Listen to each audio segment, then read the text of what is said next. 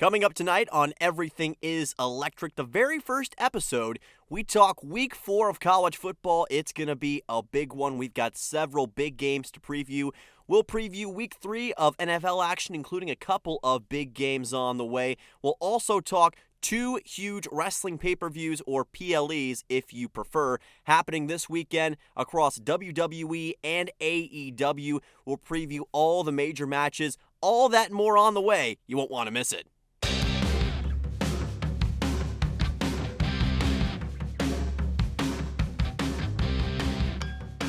All sports, all wrestling, all the time.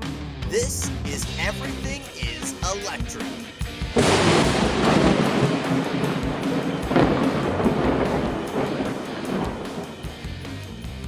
Yes, your ears do not deceive you. The rumors are indeed true. We are live for the very first episode of Everything is Electric. I am your host, Dylan Simmons, joining you from the beautiful campus of Middle Tennessee State University. It is obnoxiously hot outside. Feels like it's the backside of Venus right now, but inside it's nice, cool, calm, and collected, just like this first episode of the show is going to be. Welcome aboard the Everything is Electric ship, wherever you are listening from tonight. Happy to have you, whether it's on YouTube, whether it's on Spotify, or wherever else you might be accessing the show from. Happy to have you, and looking forward to what I think is going to be a phenomenal ride. This is a project that I have always wanted to do, and it's something that's always been kind of a passion project for me, but just never had the time and ability to bring it to life. Well, tonight we are changing things, and we are making my dream a reality, and hopefully it'll turn into a lot of fun for all of you listening in and for myself. Like I said, this is the very first episode, so kind of flying by the seat of my pants. I don't know exactly what's going to happen, but we're going to try to make the best of what we got and make sure that all of you have a lot of fun listening in at home. And much like the conditions in the Bragg building, it is calm, cool, and collected with this episode, right? I mean, I think that's pretty funny. You'll come to find out that I am very much a comedian. Note the sarcasm in my voice. Not really a comedian, but I will try to entertain you the very best I can. But for those who are listening in and don't know exactly who I am, like who is this guy? Who am I listening to right now? Well, I'll give you a brief synopsis as we get into the meat of our episode, kind of like the meat of the Krabby Patty. It's going to be hopefully tasty and delicious for all of you listening in. But my story is a pretty interesting one, and it all started when I was born. I'm kidding. My media career started, I would say, probably 6 or 7 years ago. When I was in high school, I was able to get involved with our high school basketball broadcast back at my high school, Van Buren County High School in Spencer, Tennessee. Beautiful Spencer, Tennessee, along the Cumberland Plateau. Shout out, represent, by the way.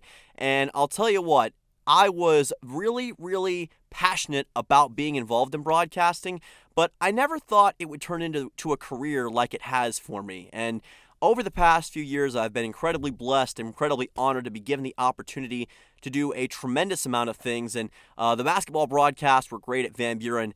But when I came here to MTSU, everything started to change in a huge way. Got involved with several media programs, chief among them Middle Tennessee News and MTN Sports, who I'm still involved with to this day, but it gave me an opportunity to learn how to be a better broadcaster, learn how to be a media personality, and get my start in this great industry that we call sports broadcasting. I've been hooked ever since, and I've had the great opportunity to not only host shows and host podcasts like this one, but I've also been a sports broadcaster for MTSU on several occasions and some high schools throughout the Middle Tennessee area. If you listen to the Rooster 101.5 in Shelbyville, I call the football games for them. So in case you were curious about that, that's something else that I do on the side. We actually have a game coming up tomorrow night. I'll tell you more about that coming up later on. But I've also had media experience not just in college, but also in the great state of South Dakota. Earlier this year, I left after I got my bachelor's degree at MTSU and went to Pierce, South Dakota to work as the morning show host for KCCR Radio up there in the capital city of the Mount Rushmore state. had a great time out there, learned a lot, and learned what it meant to be a great media personality and to be a member of a community that really embraces you and understands you. It was great to be out there in Pierre, but I did decide that I wanted to take a new chapter of my life and come back home. It's where I feel like my career was kind of calling me and where I felt called to go. So came back to Tennessee, and funny enough, I kind of had the idea for this show in the back of my mind, but just didn't know exactly how to put it on paper, how to make it happen. But it took some time, kind of thought around what I wanted to do, and I kind of just decided, you know what? Let me just talk about the stuff that I talk to myself about anyways, because I'm always talking to myself about football and about wrestling and about basketball and everything in between. So why don't, instead of talking to myself, I actually get that out on the air for people to hear? So I'm going to bring you all my favorite stuff and hopefully some of your favorite stuff as well. College, pros, pro wrestling, everything in between. If you want to hear about, ice fishing in Alaska, hey, I interned in Alaska for a summer. I can report on that. The Iditarod sled dog race? Absolutely. We can talk about it. That's the great thing about this, is that I'm willing to hear out recommendations.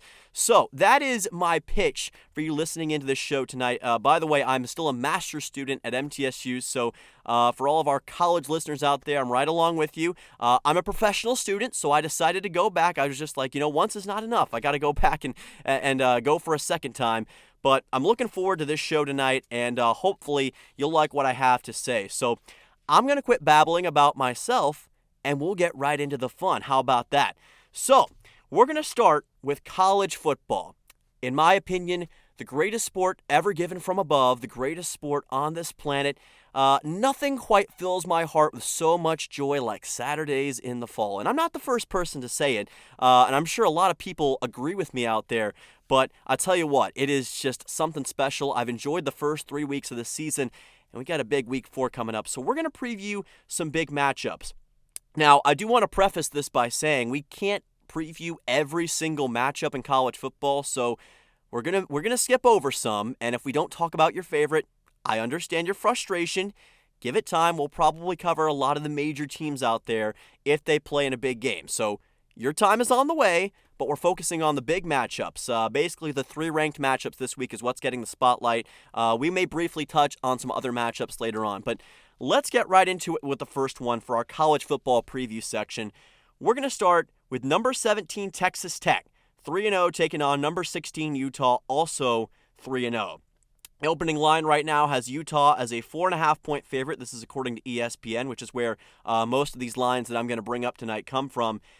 Undoubtedly, I think so far this is going to be the game of the year in the Big 12, especially considering what happened after that Dublin game.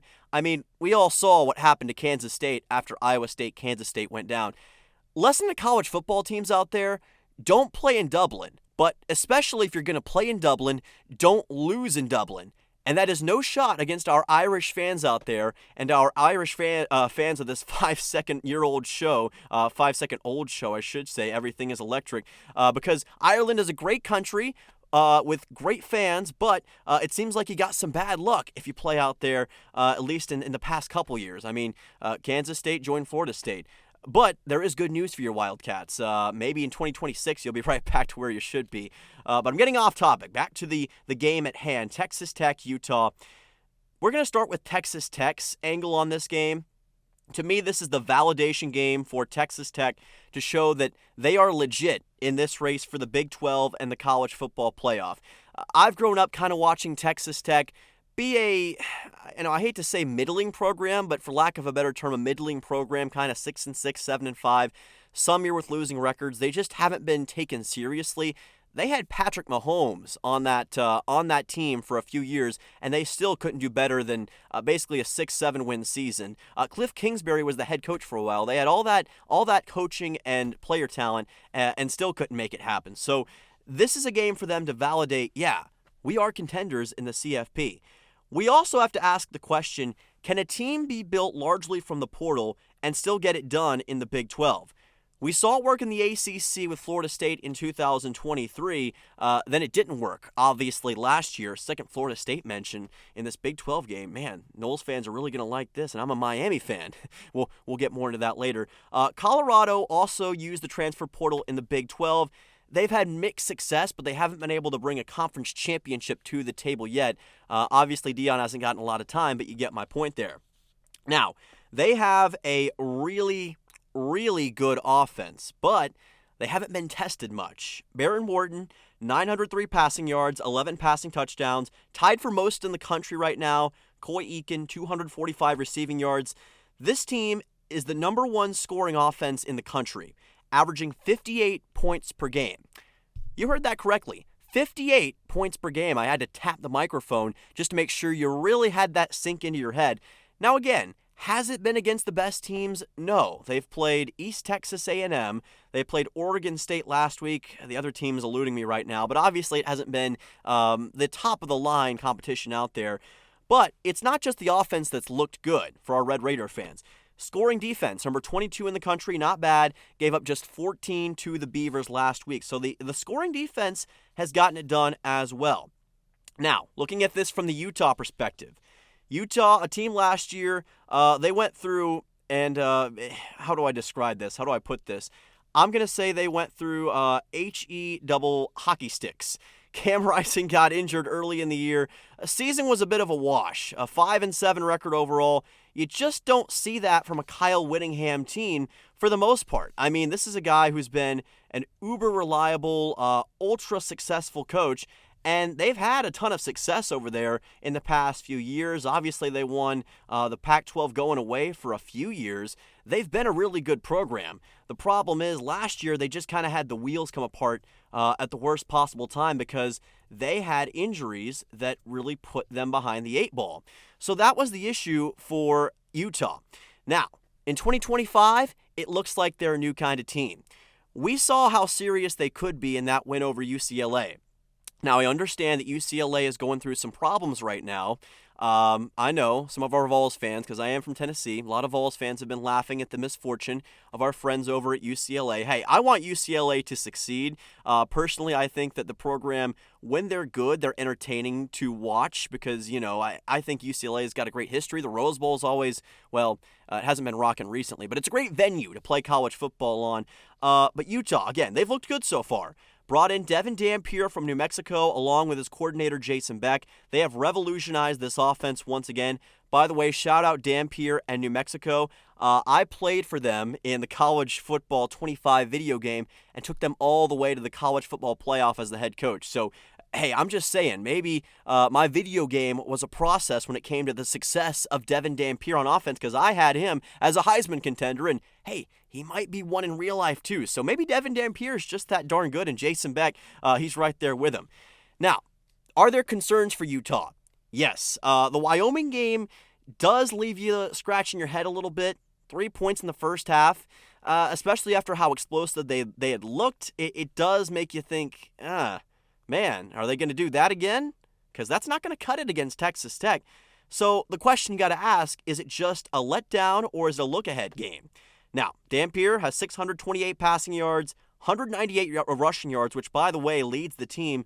They're scoring 45.7 points per game right now, 14th in the country. Number 6 rushing offense in the country as well. So they've gotten it done through the air and on the ground on most occasions. They got 4 players, guys, with over 100 rushing yards. 4 players already through just 3 weeks of action. So that kind of tells you they got a lot of options and weapons on the ground. Defense, again, they've been incredible as well. 8.33 points per game.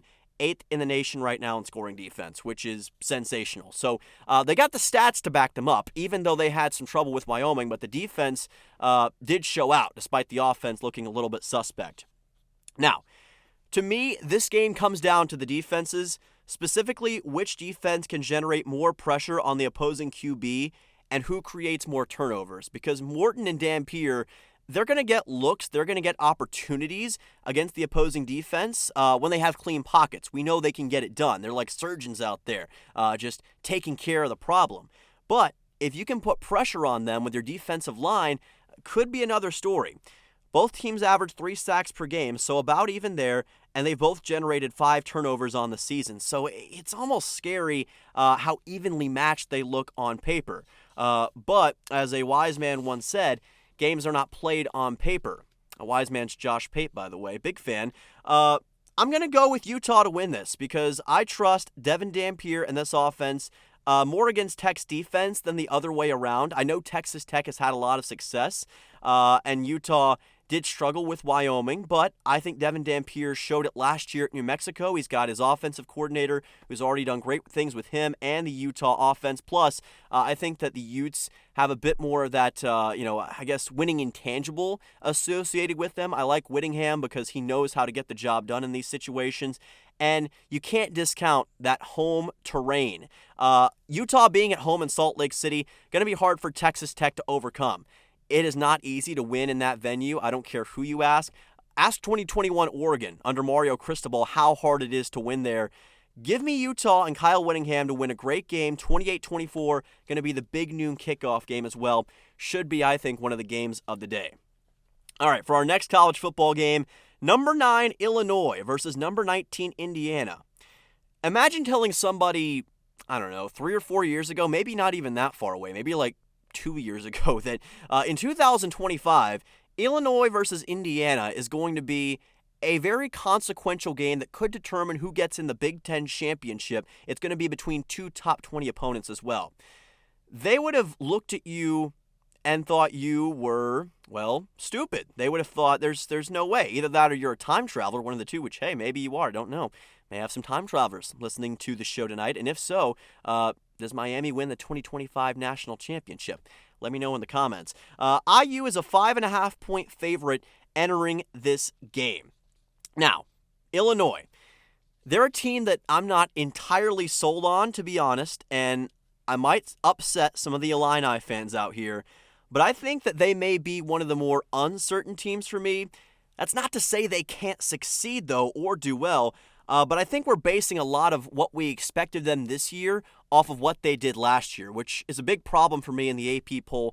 Weighing preseason expectations too much, well, it's like, well, they beat South Carolina in their bowl game, so they got to be really good. Newsflash, South Carolina's not good this year.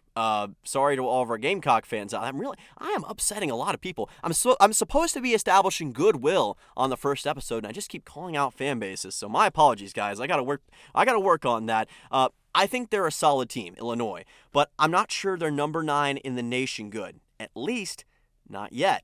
They can help change that if they can win this weekend, especially if it's by a wide margin. They've proven before they can go on the road and stuff an opponent this season, I will say that.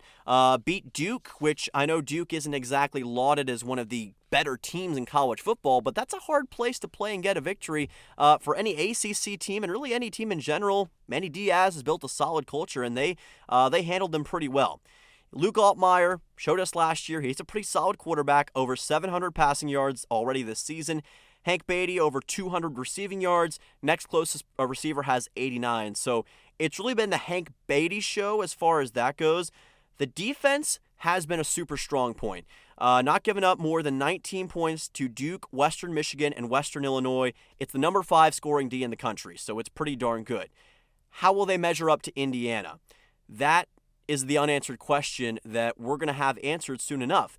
Now, if you think Illinois can't go on the road and beat a ranked team, well, I just told you about Duke. Even though they're unranked, they can go and beat a Power 4 team on the road for sure, but they beat 2 ranked teams on the road last year, including Nebraska in Lincoln. So they can get it done against a ranked opponent on the road. Don't get it mistaken. Now, IU, to me, they've got just as much, if not more, to prove in this game. That may sound wrong since they made the CFP last year. I can hear you already. What do you mean they got a lot to prove? They made the college football playoff. What are they trying to show? Well, as we know, there are a lot of doubters out there. A lot of people were upset after Indiana made the college football playoff a year ago because strength of schedule. And we know that Indiana didn't have the best strength of schedule in the country. A lot of people felt like they were a paper tiger because they beat up on quote-unquote lesser opponents in the Big Ten. Another reason why I don't like super conferences, because again, we have all these teams in this conference. You can play teams and get schedules stacked in a way where you don't have to play the big boys. And it ends up making a team that may not quite be at that level look like they're one of those top 10 teams in the country. But that's not me saying that IU wasn't that. It's just their schedule didn't help matters. Perception around them, of course, might be skewed, much like Illinois, because of that year last year. Here's what they've done so far this season, though, to try to back up what they did a year ago, Curt Cignetti's squad. By the way, great coaching matchup. You got Brett Bielema and you've got Curt Cignetti. So two big personalities there in the Big Ten. That's going to be fun to watch, especially just watching them on the sidelines and how they handle this game. Wins over Old Dominion, Kennesaw State, and Indiana State. Now, those are not exactly huge, dominant programs, as you can tell. But I do want to remind you that Virginia Tech was down 31-0 to Old Dominion at the half. So, hey, ODU, they can beat up on some Power 4 teams. I'm just giving the Hokies fans a hard time. But, hey, Indiana still got the job done, and you got to play who you got to play, even though the out-of-conference schedule is not the best. Curt Cignetti said they're taking an SEC approach to out-of-conference scheduling. Hey, that's what he said. Don't do anything to me. Don't do anything to the messenger. I'm just delivering the message to you. Now, Fernando Mendoza, that name gives me a lot of flashbacks considering what he did to Miami last year. Cal transfer, we know he can score. 708 yards this year, comparable to Altmaier. He's got a stud, Omar Cooper Jr., 299 receiving yards already. Number 6 most efficient QB in the country is Fernando Mendoza. Has not turned the ball over much this season. He's been very good at getting the ball out quickly and running this offense well. He has picked up where the previous offense and quarterback left off in a big way. So shout out Fernando Mendoza. I think he was a great pickup for Indiana. I said him going to IU is a great fit, and it has been so far. And they've still got stars on defense like Louis Moore, the DB, 2 picks, 17 tackles already. Look for him to be a big X factor for IU in this game. Running attack should be a huge edge for them as well. 3 running backs over 200 yards this year. Kalen Black, Lee Beebe Jr., and Roman Hemby. All of those guys are dangerous. All of those guys could do some damage to the Illini defense. So, again, when you look at it from that perspective, Indiana should have the edge rushing. Comparable quarterback there at home. How do you think this game's going to go? Well, I'll tell you how I think it's going to go. A lot's going to be proven. A lot's going to be revealed in this game. People crying about, or, maybe not crying, but let's say complaining, about strength of schedule. They will have their, concerns answered in this game. We'll get to see who's for real and quote unquote who's not. I think the winner of this game, they are a legit contender for a CFP spot. Maybe a spot in the Big Ten title game. Illinois has got a bit more of a favorable schedule down the road. Indiana's got to play some tough opponents, Oregon, Ohio State among those.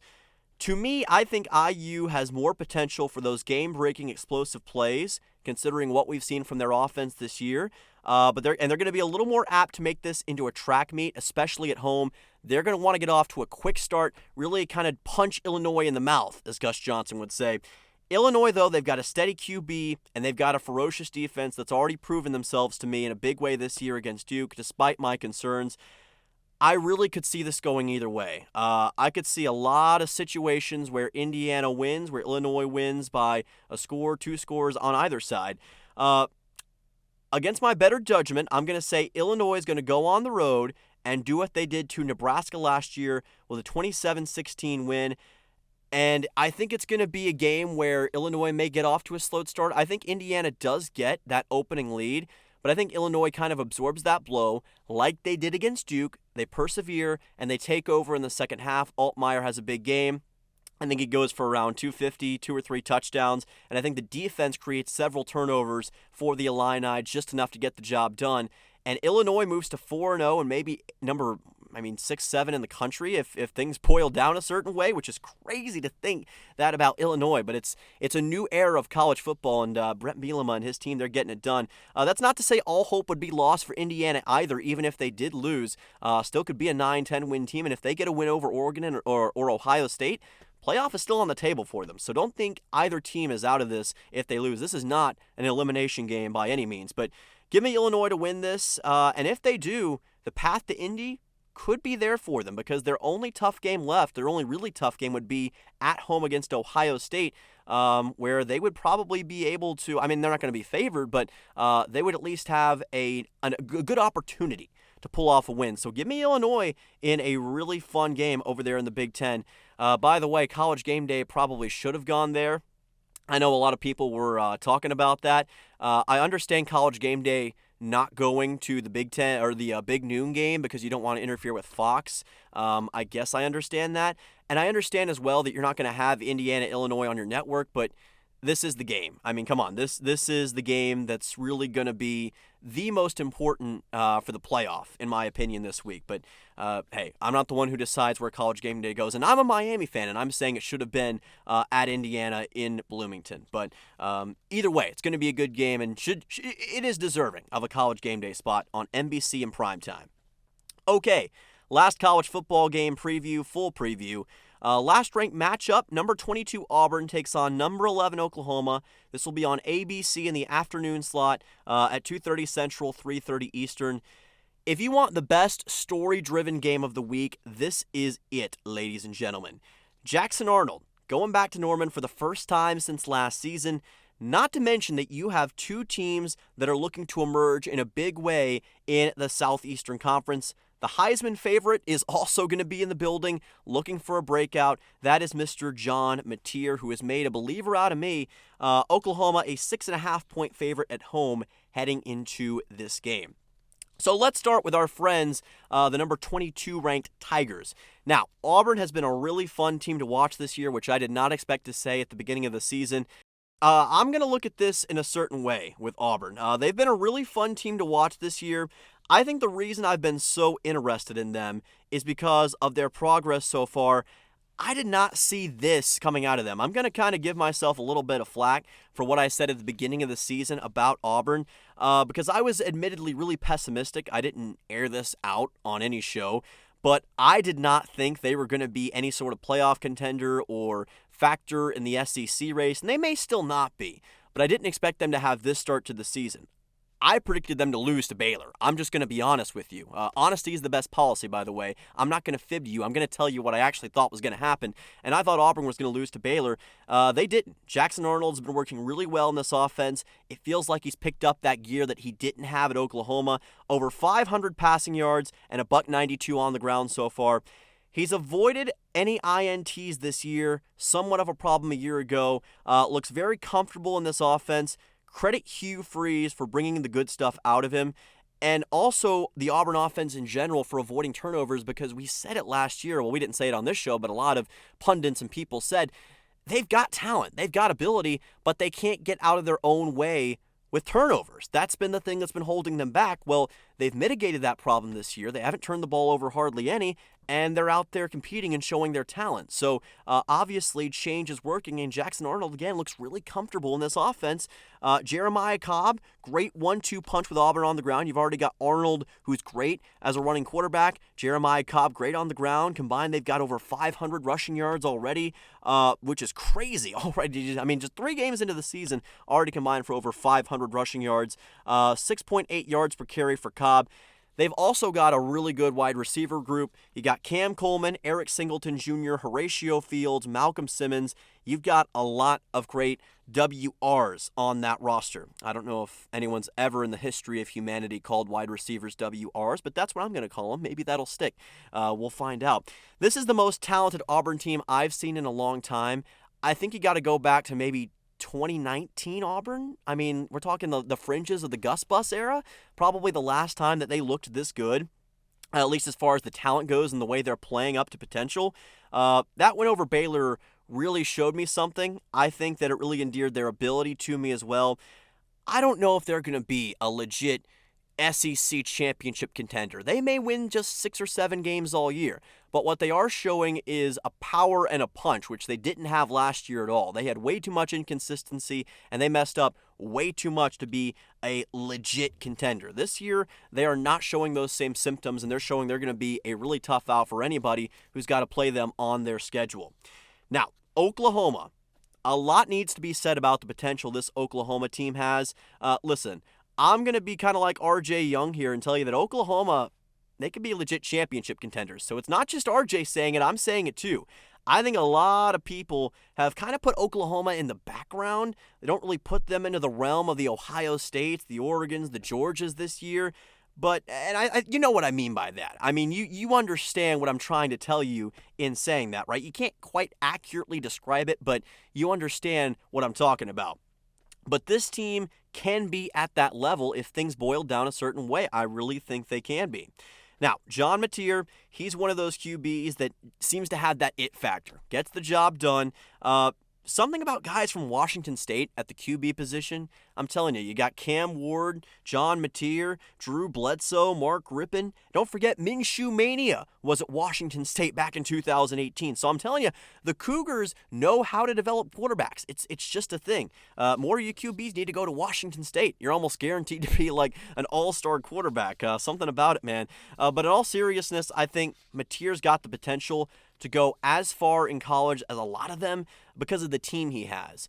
Cam Ward had a sensational year last year, but he didn't have the defense to back him up. Well, John Mateer may not be quite at Cam Ward's level, but he is approaching elite status, if not already there in the world of college football, and he's got an incredible team to back him up and make him look even better.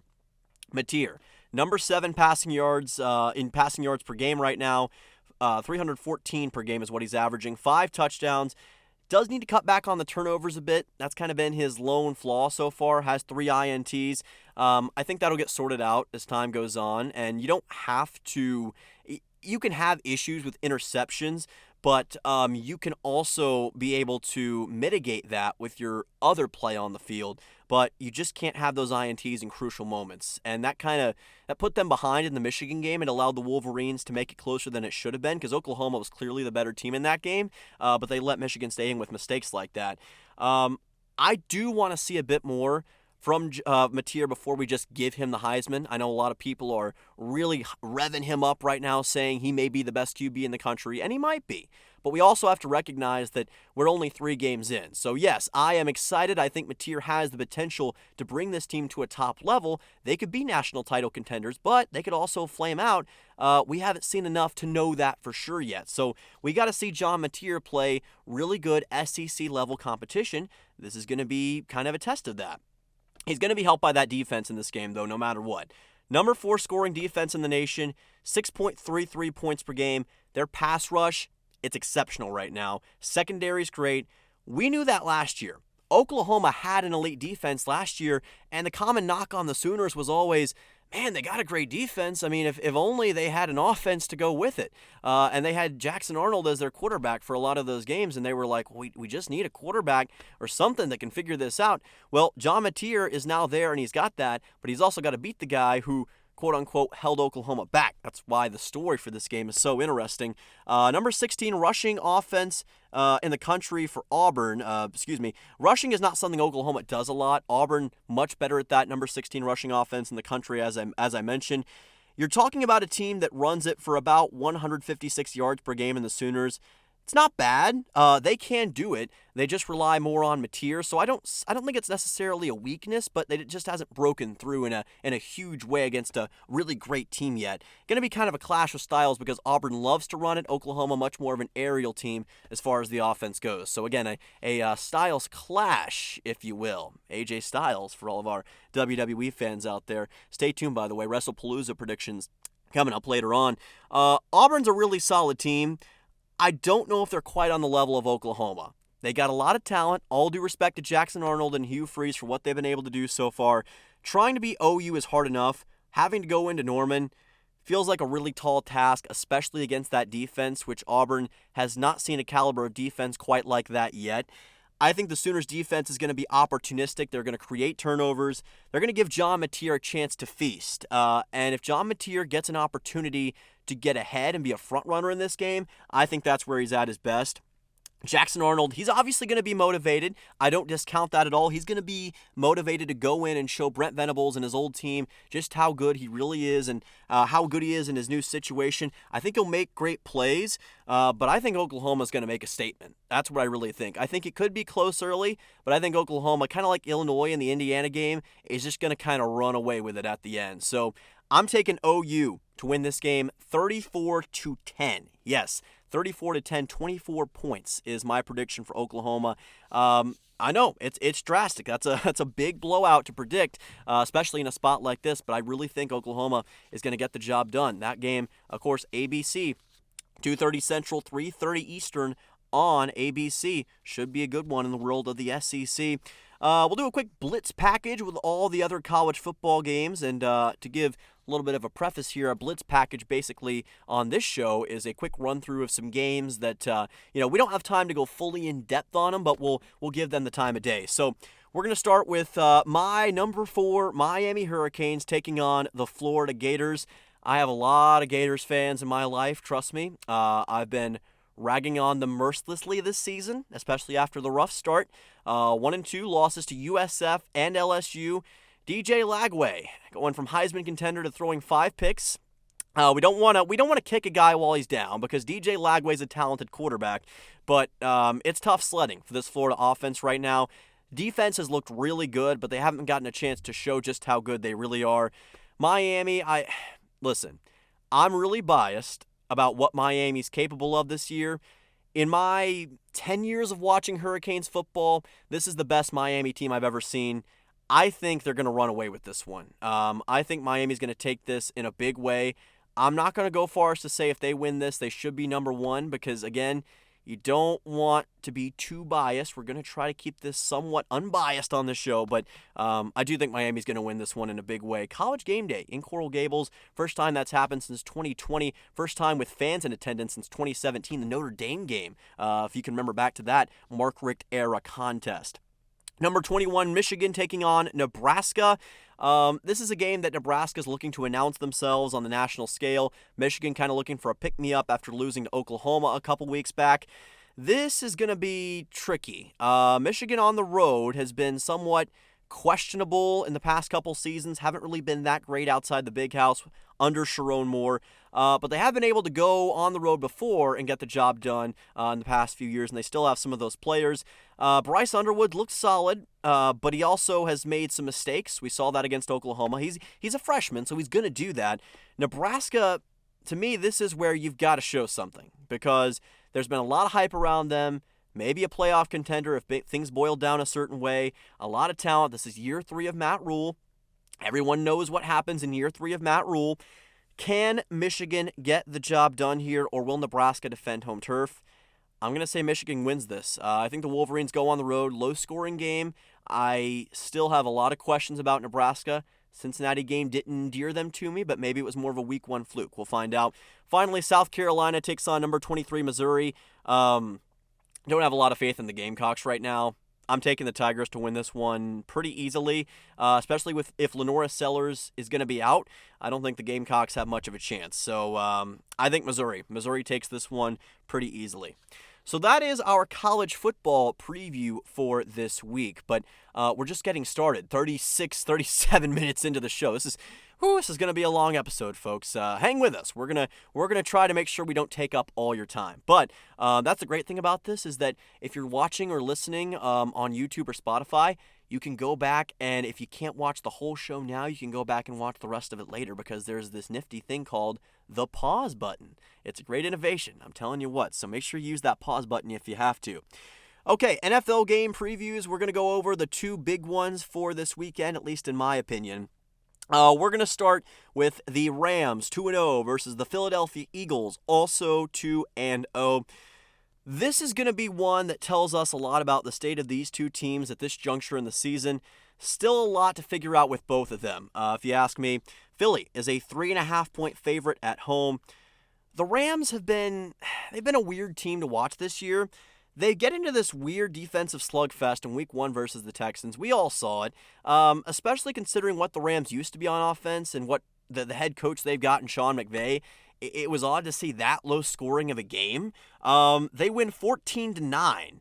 Now, last week against Tennessee, right nearby here in Nashville, as a matter of fact, the offense goes ham. It was on a weak Titans defense, who's currently 27th in the league. Okay, fair enough. There are a lot of Titans fans in the area that, again, aren't going to like that, as I mentioned that. Sorry, I'm calling out Vols and Titans fans again. I know, I'm sorry. I don't know what to think of the Rams this year yet, to be honest. They look solid, but I can't tell if they're more of a 9-8 team or a 13-4 team. Now, it is early in the year, and it's always kind of a weird juncture in the season. You don't really know exactly what to think about a team yet. You're still trying to figure out, okay, are they going to be consistent? Was this a fluke? Was this a sign of what's to come the rest of the year? You never can know for sure because we're still in what I call the discovery phase of the football season. That goes for college and NFL, by the way. I think that lasts until about week 5 or 6 before we know things for sure, and even then we don't know things for sure. Rams are averaging 367 yards of offense per game, 439 against Tennessee, though, so that kind of skews it. 296 versus the Texans. So, I mean, you tell me, what do you think the Rams really are? Stafford, he looks solid, and he has over 500 passing yards on the season. They've got 132 rushing yards from Kyren Williams. But against the Texans, it's like the offense would flash greatness and then just kind of stop in their tracks. They wouldn't follow up on that or maintain consistency. So again, it's just one of those things that leaves you scratching your head wondering, how legit really is this team? I mean, are we ever going to find out for sure? That defense, we do know there's something special. Number 1 in the NFL in scoring defense, 14 points per game so far. Again, just through 2 games. Number 4 in yards per game given up. Trying to do anything against the Rams defense, it's like trying to move a video fly pack down the busy street, and it takes a long time to get anywhere with it. That's what it's like trying to move against the Rams defense. You just don't move. That's the story. And by the way, that story I just mentioned did actually happen. I'll have to probably tell that story at a different point in time down the line. But we've had to move a few video fly packs here at MTSU before with myself involved. But to get back on topic with this Rams team, they've got a tremendous defense that's already proven themselves. We saw what they were capable of last year as well. I think that the defense is going to maintain form. They're not the question mark again. It comes down to this offense. So now, looking ahead, or looking back at their opponents, both of them are 2-0 thus far on the season. They haven't really seen an elite test yet. This will be that because, and I say elite because Houston's offense hasn't looked that good so far. So I can't say the Rams defense has really been tested in a huge way because I'm not sure if the Texans have it all together on offense. But they do have Byron Young. Already has 3 sacks on the season. That's pretty darn good. Now, as for their opponent, doesn't need any introduction. Everyone knows the Philadelphia Eagles. They're the tried and tested team, 2-0 defending champs, coming off a win over the Chiefs and Cowboys. We know what they are about, at least in theory. They're about cheating, as some would say, because I saw that on social media. People were upset about that tush push, man. And I will say it did kind of look obvious. There were some early starts. Let's just put it that way. Maybe the NFL will do something about it. We'll find out in due time. The Eagles have been a weird team, though. They looked sluggish against Dallas, kind of had to grind it out against KC, even needed some luck in that game. Had to have a tipped INT off the hands of Travis Kelce, soon to be maybe Travis Swift Kelce. Of course, he and Taylor Swift engaged now, so congratulations to them. We know what Jalen Hurts can and will do. The defense has stepped up when they've needed to. Saquon's already got 2 touchdowns, 150 yards. The wide receiver core, again, stacked. Despite A.J. Brown and Devontae Smith being there, though, they've been a little bit underwhelming so far, which might be holding this offense back to their true potential.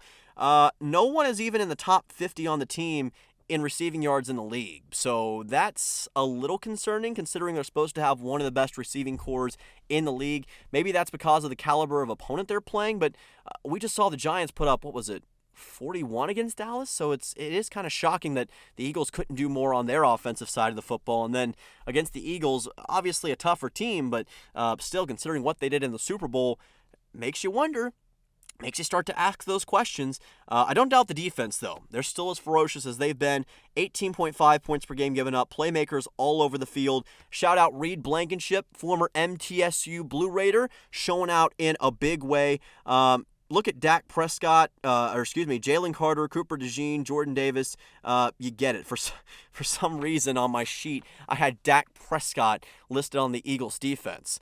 I mean, he has helped the Eagles out on occasion with some interceptions. I'm sorry, Dak, but he's not on the Eagles defense, not yet anyway.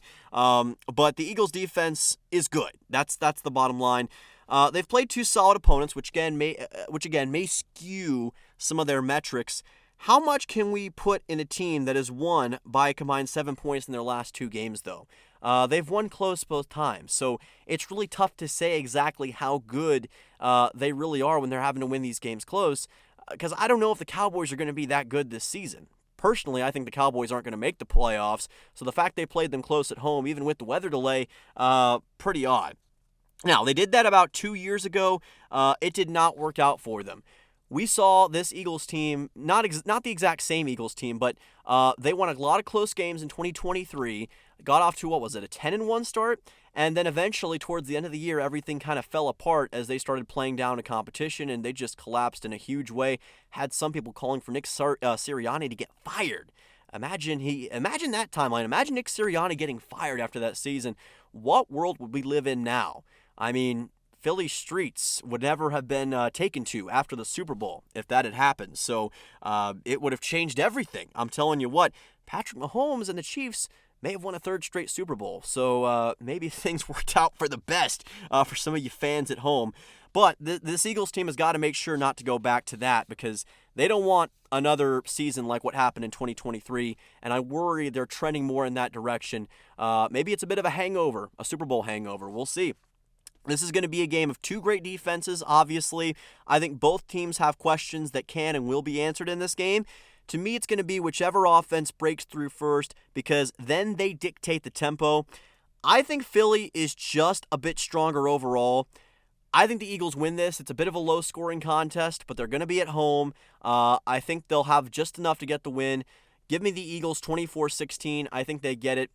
In a low-scoring defensive grinded-out game with Jalen Hurts leading a touchdown drive late to win it for the Eagles. Okay, and the other big game that we're going to go over is the Lions and the Baltimore Ravens. So, full stop. I'm a Green Bay Packers fan, so I'm going to try to avoid Boyus against... Boyus, what in the world is that? I just invented a new word, ladies and gentlemen. I'm glad this is on audio, because now Boyus is going to be in the dictionary forever. So make sure you write that down, because I just invented a new word. I joined The Rock in the realm of doing that, inventing a new word. So great stuff there.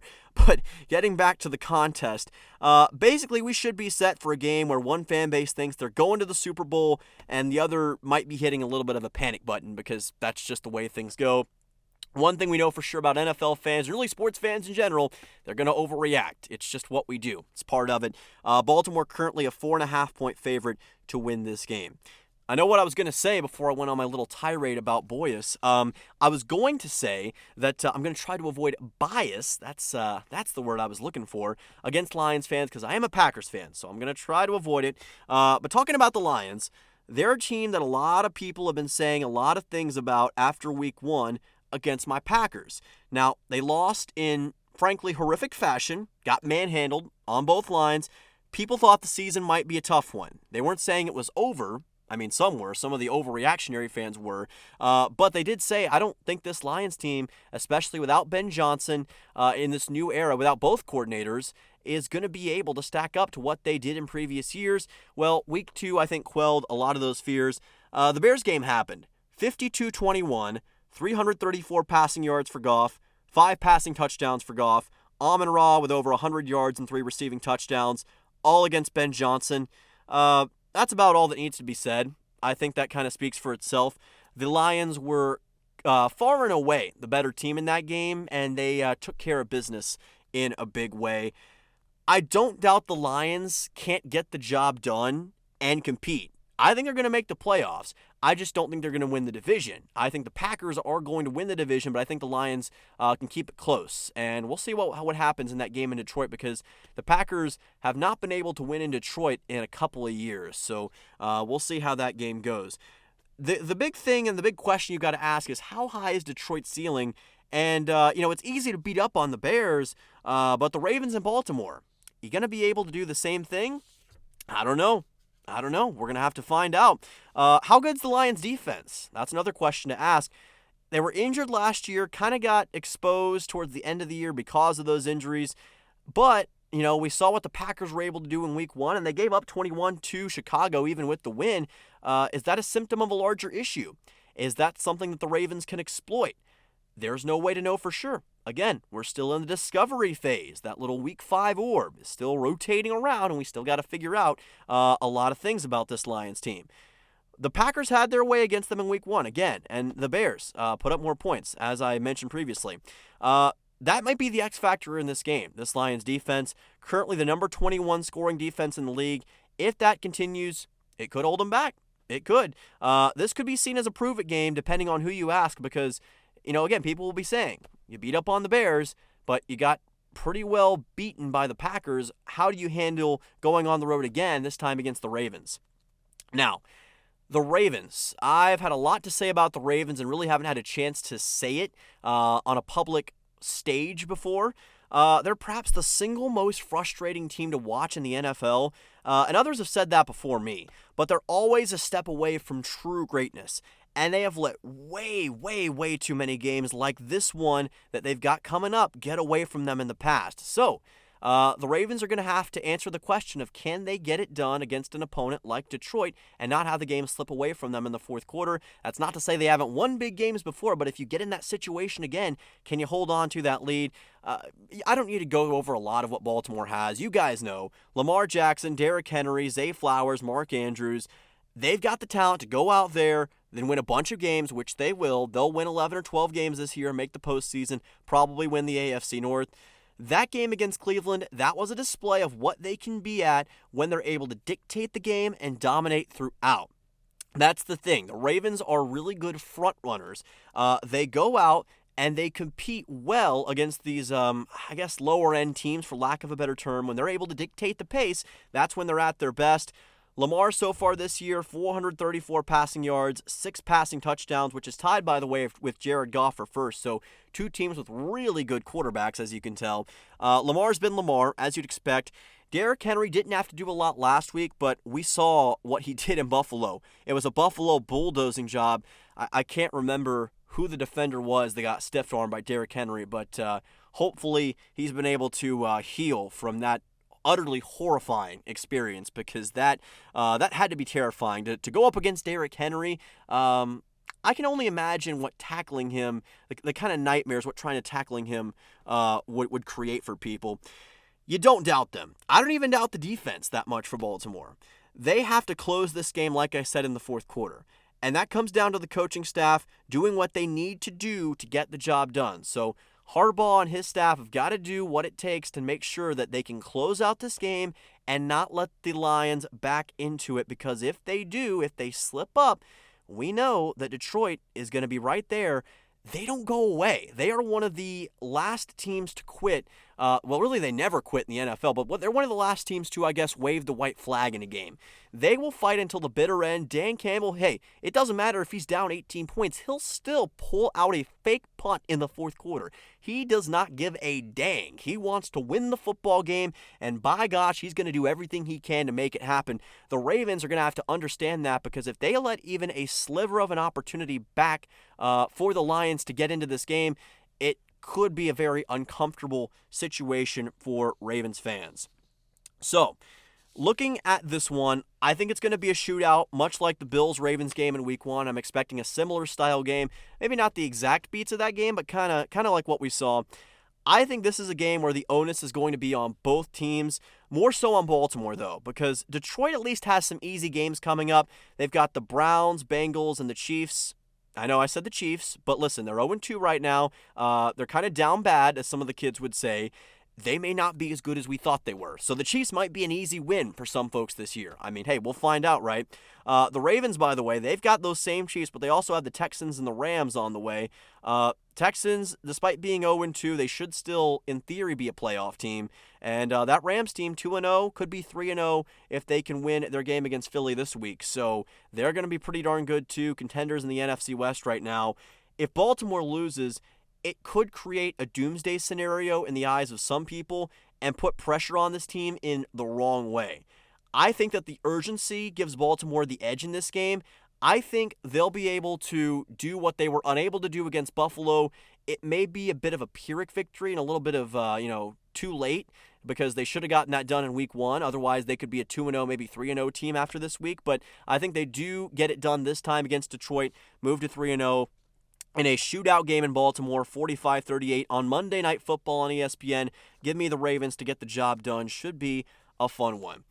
Got a few more NFL games that we'll go over real quick here on our, we'll call it the upset alert. We're going to start with the Texans and the Jags. I think the Texans should be the team in theory that's favored in this game, but again, they're 0-2 losses so far, both to the Buccaneers, and their Week 1 opponent is eluding me right now. I'm sure somebody's thinking about it at home, but either way, C.J. Stroud has looked a little questionable so far, and I really like C.J. Stroud, but I'm not sure if he's got quite what he's had in the past this season, at least thus far. The Jags, again, they've been a team that's been up and down. Got a win in Week 1, but against a really weak opponent. They're going to be at home for this one. I think it could be a bit of an ugly game.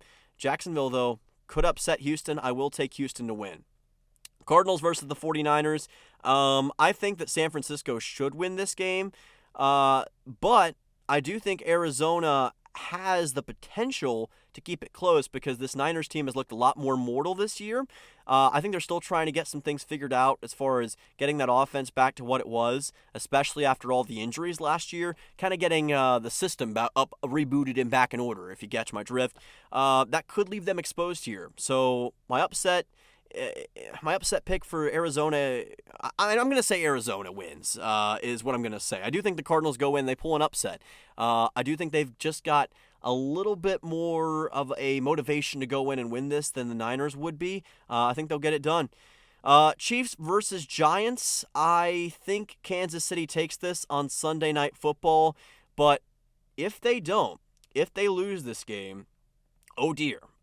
It's going to be a big oh dear moment for all of our fans in Kansas City, Missouri, because the Chiefs at 0-3 is a sentence that a lot of people thought they would never hear again, but we are closing in on a reality where that is possible, especially after the Giants offense did what they did against the Cowboys. If the Chiefs defense can't lock them down, and if that offense can't get things figured out, could be concerning. And finally, my Packers take on the Cleveland Browns. I talked to a couple of fellow Packers fans today. They told me they had some concern about this game against Cleveland. I don't know exactly if I feel the same way. I get it's the first road game of the season, but to me, the Packers have the far superior offense and defense. I don't foresee Joe Flacco turning into 2012 Joe Flacco just overnight against this Packers defense.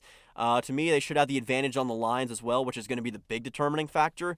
The only way I see this happening is if Jordan Love throws like 3 or 4 picks, which he has not done in a long time. I don't know if he's ever had a 3-interception game. If he has, it's probably been since at least 2023. So I think the Packers will get the job done pretty easily. I don't really see this as much of an upset game. So that is all of our NFL picks and previews for this week. We are 56 minutes in. This is a mega episode. I didn't know exactly how long this was going to go. We're going to be pushing an hour and a half probably by the time all is said and done. So I'll try to be a little bit quicker with my Wrestlepalooza and all-out predictions because those will be on the way next. One thing here about Everything is Electric, like I say in the show intro, it's all sports, all wrestling, all the time, and this is the all wrestling portion. So all of our wrestling fans out there, if you're not a fan of sports, this is the section for you. And by the way, wrestling is a sport, so don't worry, it is certainly a sport. And by the way, it's pro wrestling, not sports entertainment. Ground rule here on Everything is Electric. So we're going to start with Wrestlepalooza, even though that's the later PLE, we'll start with Wrestlepalooza. First, WWE PLE on ESPN's new streaming platform. I'm curious to see how the coverage will look, but to be honest, this marriage of WWE and ESPN always felt inevitable to me. I always felt like, yeah, it's going to happen eventually because it just makes too much sense. ESPN reports on WWE quite a bit, especially in the Renaissance era, since Triple H, Mr. Paul Levesque, took over.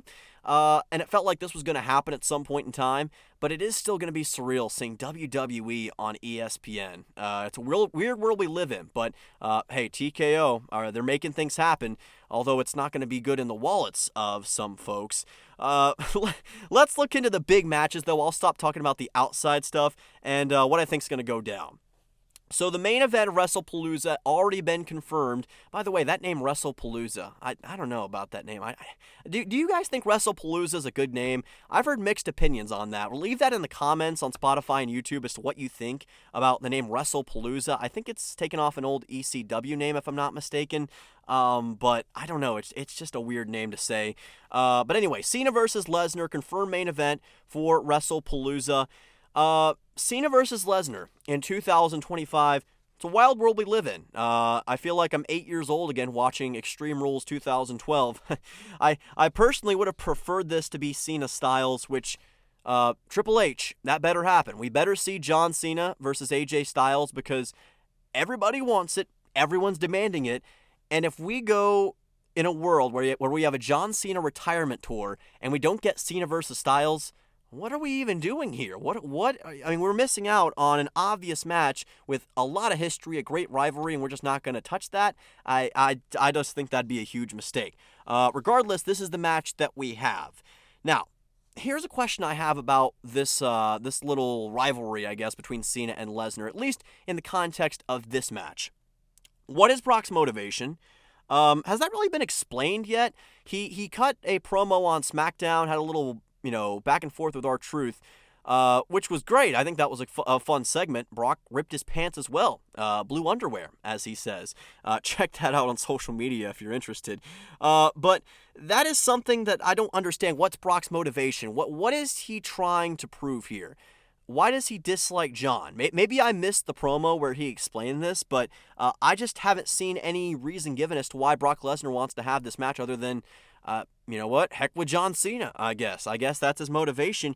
He just showed up at SummerSlam and just beat up John Cena because why not? He's Brock Lesnar, which, I mean, for some people that may be enough of a motivation, but I don't think it is here on Everything is Electric. We want our stories explained. We want a reason to really invest in this. But again, that's a complaint, a minor gripe. I just want to see a bit more of a background for this match. Looking at this from purely an in-ring perspective, I really hope that it can live up to that 2012 Extreme Rules match. That's a high bar to set, though, especially for two guys in their mid to late 40s nearing retirement, which, by the way, isn't disrespect to them. That's just the way life goes. Hey, we all get older. It's going to happen eventually. We can't stay the same age forever. I just turned 22 earlier this week, and I've had multiple people at this university, at MTSU, tell me that I look like I'm 30 years old this week. Absolutely horrible. I'm grimacing and groaning. Maybe you can hear that in my voice right now, but I'm not hostile at all. I don't mind being told that I'm 30 years old. Trust me, it doesn't bother me at all. Now, I don't think WWE has much to gain from having John Cena lose here, especially since this was his retirement tour.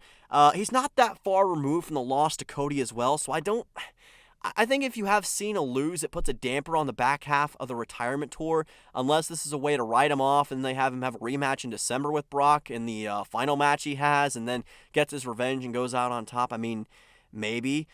Maybe the idea is they want to reestablish Brock as a monster heel. Maybe they have Cena get destroyed and that plan works out. But I just don't quite get what WWE's plans are for Brock beyond the Cena match. Again, that's why I'm not a booker. We'll see what happens. I have no clue how they're going to book this. It's the match that I'm the least confident about predicting. I'm going to go out on a limb and say that Brock wins this. I'll say Lesnar wins, and I do think that the only way I can see this making sense is if he demolishes John. And John's only got, I think, what? Five appearances left. So I think that we won't see him. You see what I did there? We won't see him. I mean, again, what can I say? Comedian here on Everything is Electric. For probably about 2 months, we won't see him, and I think he'll come back and have his last few appearances maybe in preparation for that Saturday night's main event match in December, if that's indeed his retirement match. But I could be wrong. We'll find out. He's only got, I think, 5 appearances left, so I just... You're going to try to space that out over 3 months? I just think we're going to have to see some sort of write-off for John. But we'll find out unless they give him extra appearances. I mean, we'll see. But I'm going to say Brock wins this and maybe becomes a new monster heel or reestablished monster heel. We'll see what WWE's got planned. Okay, what I think may be the biggest mixed tag match that I've ever seen for WWE. This is a massive one. It's a dream match.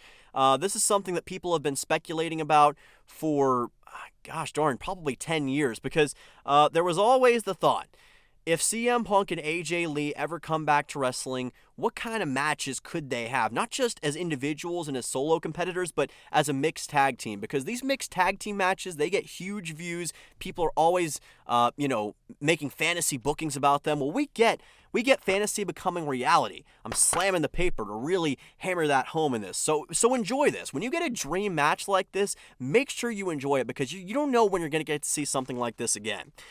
It's easily the most intriguing matchup on the card to me. Again, wild to see AJ Lee back in wrestling. 2025 is kind of the weirdest but coolest year in wrestling history. Well, sometimes it is anyway. There's good and bad in 2025. I'm sure we'll get more into that as the year goes on. But AJ Lee, she's been making numbers in the social space. It's been crazy. She's been making a lot of people tune into WWE. There's a big fan base behind AJ Lee. Don't act like there isn't. She outdrew Brock's return. So she's a pretty big superstar, to say the least.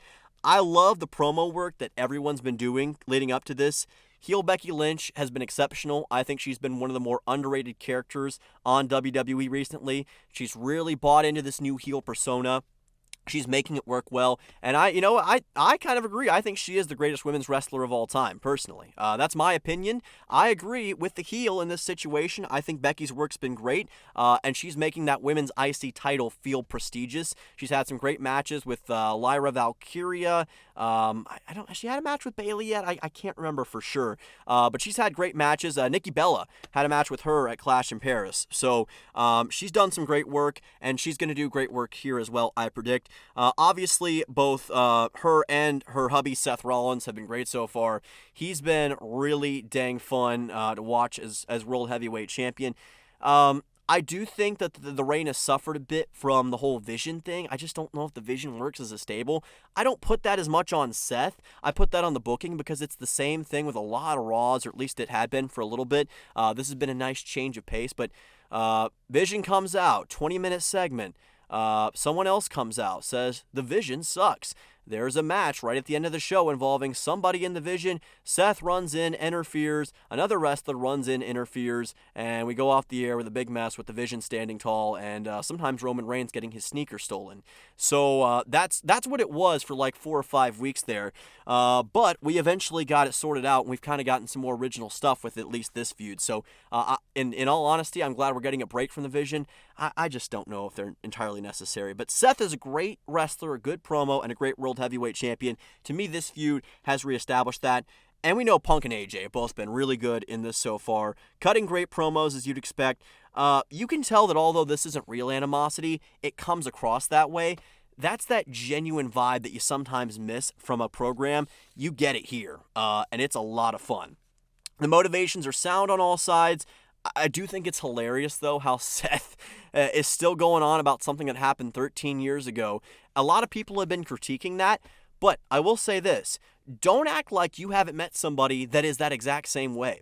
Some people will hold a grudge for 13 years in a row. They will. Don't act like you haven't met people who aren't that way. These people do exist, and Seth Rollins is apparently one of them.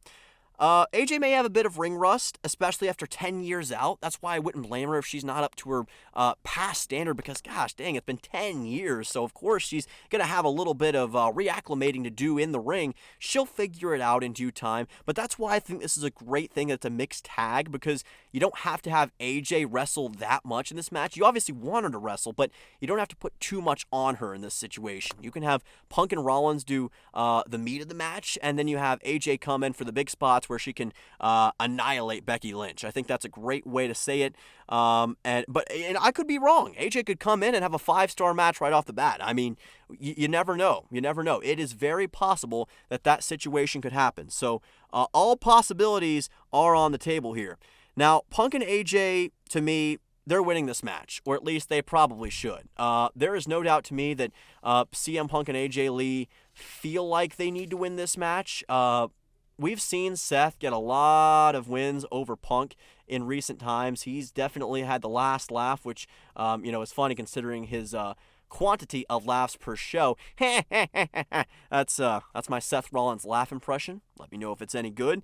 But I think AJ and CM Punk will probably get this. I think you use this as a springboard for a Becky Lynch feud between herself and AJ Lee for the women's IC title down the road, and then maybe you get Punk and Rollins to settle their beef inside Hell in a Cell.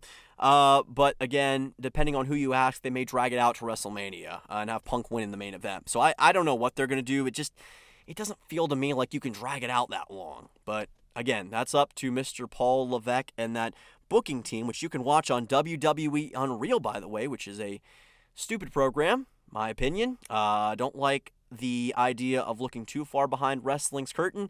I think it's good in doses, but I think they're overdoing it with that program. Apparently there's a season 2 on the way.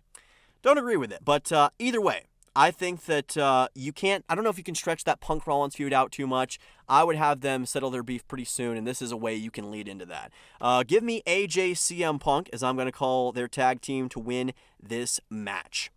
And lastly, we're going to give a full preview to Drew McIntyre versus Cody Rhodes for the WWE Undisputed Championship. This one won't take too long because this has been a pretty quick build to the feud because, they've barely interacted. Cody went off to go film Street Fighter. Again, don't blame Cody for it. But it's been an awkwardly built feud since Cody's been gone. Drew's been doing the best that he can with this situation. I think a lot of people guessed that they weren't going to have Cody miss this PLE. I mean, he's the undisputed champion and arguably the face of the company. He's not going to miss this, although Roman Reigns won't be there, as best we know. So, I don't know. It depends on how you look at it. By the way, Cody looks jacked as heck. I don't know what sort of training he did for Street Fighter, but it looks like he put on 20 pounds of muscle. It's insane how much muscle he's built. I need to get on his workout program. I go to Planet Fitness once every other day, and I still look, let's just say, I'm a thin boy. We'll put it that way. So I need to get on Cody's workout program. Maybe if I ask nicely, he'll help me with that. If WWE were being honest, I think they would realize they need some sort of big shocker at this PLE to grab media headlines, which we know WWE loves to grab headlines. That's their method of doing things. And they want to make sure that they had the last laugh over All Out. They want to make sure they're the wrestling event that every wrestling fan's talking about. You know how you do that? You have a shock change for the Undisputed Championship. I would book Drew McIntyre to win because I don't think he deserves to go out there and lose another program. It's just kind of a filler feud for Cody Rhodes. Drew's better than that. He needs to be booked better than that and treated as the legit superstar that he is. But I don't think it's going to happen. I think Cody's going to retain, and it just leads me to think, I'm like, if you're going to book a Cody-Drew feud, then why in the world do you have Drew get jobbed out instead of giving, somebody else that opportunity and actually elevating them against Cody? I don't understand it. Maybe it's just because Drew's a heel in this situation. I don't know. We'll see. But I think Cody will win this match because WWE has not given him a super long amount of time to be the champion so far. And I just don't think WWE is going to want to take the title off of him this soon. But hey, I could be wrong. Maybe we'll all be pleasantly surprised, or at least some of us will be pleasantly surprised. There are only two other more matches on this card. Real quick, Stephanie Vaquer versus Io Sky for the Women's World Championship. I think Stephanie Vaquer needs to win. I know that she was slated to face Naomi at Clash in Paris, and then Naomi obviously pregnant now. Congratulations to Naomi. But they ended up having Vaquer just not fight at Clash in Paris for whatever reason. I didn't understand the reasoning behind that. They just kind of had her sit still for a month. Again, not great booking from WWE on that front. Finally, though, Adam Pearce found her an opponent. I mean, think about it. Finding an opponent for the Women's World Championship. Who knew that would take a month to get that figured out? I mean, it's crazy to think it took that long. But anyway, they figured it out. Finally, they found somebody who wanted to face Stephanie Vaquer. I know that's not the way it actually worked, but you get what I'm saying, right? I think Stephanie's going to win this. I think Stephanie takes the Women's World Championship. I'm not sure she was originally slated to, but because of circumstance, I think she gets it. And maybe holds it until WrestleMania. Maybe we get that Stephanie versus Rhea match. We'll see. We'll see. There are a lot of ways WWE could take this, but Vaquer certainly deserves to have a reign with that Women's World title. Okay, and then the other match is the Usos taking on the Vision. That's Bronson Reed, the owner of the Shula Fala himself, and the Tribal Thief. I'm trying to do my best Paul Heyman right there. Ladies and gentlemen, my name is Paul Heyman. Is that a good Paul Heyman? I mean, you tell me. Hey, maybe I could be a manager for WWE someday. Triple H, make sure to contact me. I'll leave my email at the end of the show for you. But the Usos coming in as the baby faces in this situation. I'm not sure how they're going to book this. I think they may have the Division win, have Jimmy eat the pin, Jimmy Uso, that is. It would be a good establishing match for them. I'll take the Vision. I'll take the Vision to get it done. And our last segment of the show, it's been a long one, I know. Thanks for sticking with us all the way through. We are an hour and 13 minutes in, folks. AEW All Out match predictions. For a while, it looked like we would get the PLE war that we had all been waiting for. Note the sarcasm in my voice on that last part because I didn't want it, and I think a lot of wrestling fans didn't want it too. I'm very glad that AEW decided to move All Out to the afternoon because this is for the betterment of wrestling fans who deserve the chance to watch both shows, even with the crazy prices that it takes to watch wrestling shows nowadays. I know some people are like, well, no, Tony should have stuck in it. He needs to compete head-to-head with WWE. Tony and AEW are scared. And I just don't see it that way because to me, WWE trying to take out AEW, quote-unquote, is dumb to begin with. They're not remotely threatening you, and that's not to down AEW, but they're not threatening you. They're offering an alternative at the end of the day, and they're just minding their own business. I mean, AEW has taken shots at WWE in the past, but not recently, and WWE just seems bent on destroying the company. So I don't quite understand it. I think just let the PLEs breathe for themselves. So I was happy to see that All Out was being moved to the afternoon. I think it's much better. I will say this, unlike WWE, AEW, they believe that more is more. They've got like 4 billion matches on this card, and it may run over, have an overrun and go into WWE Wrestlepalooza's runtime, but we'll find that out. This is going to be in Toronto. By the way, Wrestlepalooza is going to be in Indianapolis at the Gamebridge Fieldhouse. So let's get into the all-out match predictions. We'll start with the AEW World Title match. Kyle Fletcher takes on Hangman Adam Page for the AEW World Championship. All right, so this was supposed to be Hangman versus Wardlow. I think that's what the dirt sheets had reported. We all know Wardlow tore his pectoral muscle, so he's not going to be able to wrestle in this match, and it's a darn shame. Wardlow's had some of the worst luck of any wrestler I've ever seen, and I'm a Wardlow fan. I've loved what I've seen from the guy.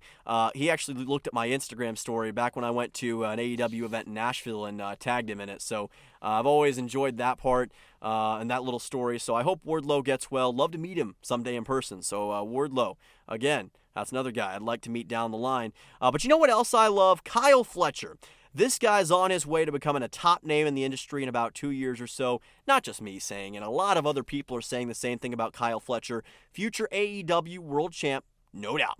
Now, he cuts a great promo. He's got a great look, even with no socks. That line from the promo that he and Hangman had the other night was amazing. And I have always thought that was strange. Why do some people just don't? I guess they just don't go with no socks when they're wearing dress attire.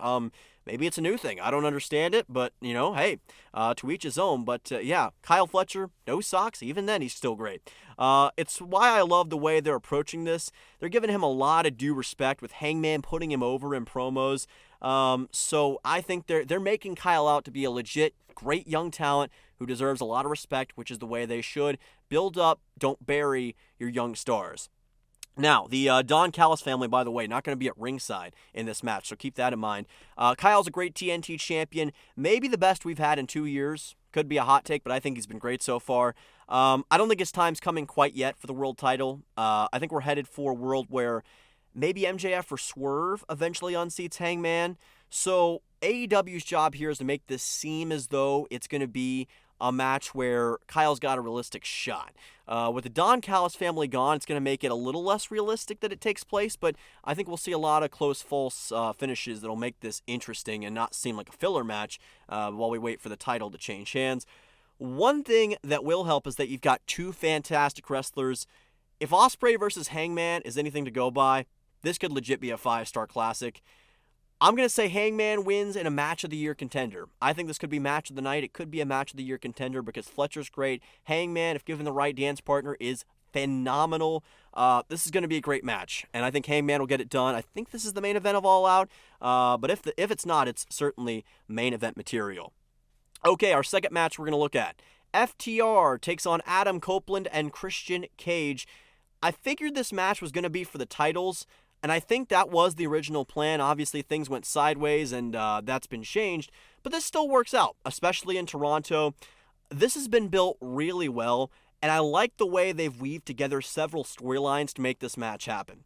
The Stoke stuff has been hilarious too. I can't say what Stoke has been saying, but if you go on AEW social media and on YouTube, you can hear some really hilarious quotes. Hang in there, Stokely. It's okay, man. It's okay. FDR, full disclosure, they're my favorite tag team of all time. I love FTR. I think they are one of the more... they're not underrated, but I do think people have forgotten about them in the year 2025, and we can't do that because FTR, even as they're getting older, they still deliver quality matches. They still understand in-ring wrestling psychology better than just about any other tag team out there, and they can tell a story in the ring with the best of them. Cope and Christian are two of my top 20 personal favorite wrestlers as well, so obviously I'm very intrigued in this match. I think this is pretty self-explanatory. Cope and Cage are going to win this in a solid 15 to 20 minute match. They are in Toronto, so again, it's not the hometown, but it's close enough for Cope and Christian. Fans are going to be looking for that big embrace moment from those two. And I think this could just be a preview to another match that these tag teams have down the line where maybe one of the two wins the tag titles and we get that rematch. But I think for now, Cope and Christian get the job done. They win this match in Toronto at All Out. All right. For our third of our four big matches we're going to preview, Jon Moxley takes on Darby Allin in a coffin match, a Darby Allin specialty. Obviously, this is far from the first time that Mox and Darby have faced off. To my estimation, and from what I found, Darby's 0-3 against Mox all time. Every time they've wrestled, it's been on Dynamite. I don't think they've had a one-on-one PLE match. Somebody correct me if I'm wrong, but I don't think they have. So this is actually the first time, despite their history. Last year, they fought on August 24th with Darby losing. This was around the time that the Death Riders storyline was beginning. And of course, they were the ones that would eventually write Darby off TV as he went to go climb Mount Everest. There was a lot of speculation that Darby was going to be the guy to actually beat Mox for the AEW World Championship after he got off of Mount Everest, but I'm glad they're doing it this way. The fact that there is so much history between these two really sells it for me. You don't need a championship. You just need, in my opinion, a good story with an underdog overcoming the odds. The build for this, as you'd expect in a Darby-Mox match, has been crazy. Darby's basically been trying to destroy Mox, throwing him off stairs, putting him in harm's way. Basically everything that the Death Riders did to Darby in the past. I like the fact that Darby's been the aggressor, gives him another layer of edge, so to speak, as if he needed any more layers of edge. It really feels like Mox is going to be in danger for this match, which I love. They're really selling how serious of a threat Darby Allin is to Mox in this match. I will say that the dynamic could change a little bit, especially with Danny Garcia now joining the Death Riders. I don't know what kind of involvement that Mox's faction is going to have here. We'll find that out. I will say that the Death Riders are infinitely more entertaining when they don't have the title and they're not holding it hostage. There was so much crap given to them last year, and honestly, rightfully so, because it was bogging down the show. It did make things uninteresting. It wasn't booked well. They've rebounded in a huge way, and without the championship, it's just like they're trying to send a message to the younger wrestlers, and that's a really interesting concept, and they're doing a great job of it. Mox is really helping to elevate young talent like Daniel Garcia, Wheeler Yuta, and now Darby Allin. So I think it's been great. They're better than the Vision right now, full stop. I've heard some people calling them what are they called? I can't remember the name of them. A different name, but it's kind of like a play on Death Riders. The Seth Riders, I think, is their official name. So, yeah, I think the Death Riders, right now, they're better than the Vision. Full stop. I just think they are. This is going to be a brutal, probably bloody match. Darby has to win this, to me. It's been a long time coming. This should be his triumphant babyface moment over Mox to overcome his Goliath, the guy that's always kept him down. And considering that Darby is the guy who interrupted the match in Texas between Hangman and Jon Moxley. This is a great way to put a bow on the storyline dating back to last year. So, and even really dating back to 2019 when they had their first match against each other. I think Mox is going in the coffin. I think Darby Allin gets it done. And the last match we're going to preview, MJF taking on Mark Briscoe in a tables and thumbtacks match. MJF and Mark Briscoe, to me, it's been one of the more underrated rivalries of this season. And I've said the word underrated a lot, but I think we're covering a lot of stuff that maybe isn't getting the limelight like it should. That's kind of what we try to do here on Everything is Electric. I think more people need to give this rivalry the respect it deserves. We've seen Tiny Kosher Pickles, wild comments, MJF refusing to go on his honeymoon because he is married to the game. This guy's hardcore, guys. This guy is hardcore. MJF is still one of the best promos in the game. I don't want to hear anyone say otherwise. People have been like, well, it's repetitive. He says the same things. Yeah, well, maybe to some degree, but when that thing that he keeps doing is throwing out some of the most creative insults and best bars you've ever heard in promos, I think that, it works. Even without the Hurt Syndicate, the dude is still magic in 2025. I think he's doing some of his best work right now. And I'm going to say this as well. I don't think he could do this same style in WWE. I think that him in AEW just works better. If you think that he's going to work the same way in WWE, I don't think he would be allowed to go at the same ferocity because they're trying to appeal more to kids. Not a bad thing. It's a difference in philosophy. I think AEW fits MJF's philosophy more. Mark Briscoe leveling up as a competitor. He's emerging as a title contender as well. His Wildman persona, it's been working perfectly for him since arriving to AEW. I think he could legit be a TNT or Continental title guy somewhere down the line. He could have a great run. Give respect to Mark Briscoe, man. Puts together great matches, and he's had some pretty good lines. Again, the Kosher Pickle line, that one will always be remembered. Look that up on YouTube if you don't know what I'm talking about. These two, they're making magic together. No doubt about it. I do think this is probably going to end up being the last or second to last match of the rivalry. Just my opinion, but I don't know if you want this one to drag on too much longer since we've already seen a lot of it and it's been going on for a few months now. The fact that we've gotten a tables and thumbtacks match here was kind of surprising. Means we're going to have some chaos. It's just the first time I think that MJF's been in anything like this since probably the dog collar match against CM Punk at Revolution 2022. I mean, it's been a while since we've seen something like this, at least as far as I can remember. Correct me in the comments if I'm wrong. Mark Briscoe is going to be right at home in this. He is very well used to hardcore matches, knows how to perform well in these.